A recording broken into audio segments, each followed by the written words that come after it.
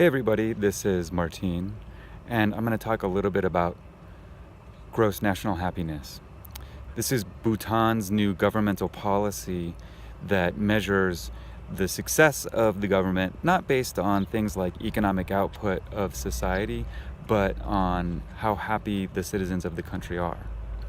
This was introduced about 40 years ago, and the main reason that it was introduced is that Bhutan realizes that it's not able to compete economically with countries near it because it's very small and it has a very small economic output for its size. Really what it does is it concentrates the efforts of the government on metrics or changes in policy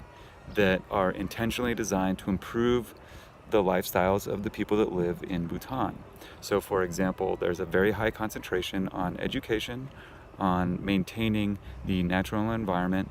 and on providing equal access to medical care for all of its citizenry.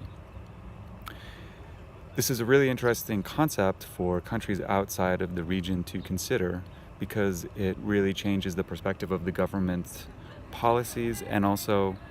it allows people to access resources and information, and also it gives them a clear pathway to making change in the government if they are able to point out something that will improve the happiness of the people around them in a way that is changeable by the government. Ultimately, we're probably not going to see gross national happiness in countries like Spain, but I think that it could be a good possibility to include a lot of the different concepts that they found in gross national happiness, because those metrics are really a much stronger way for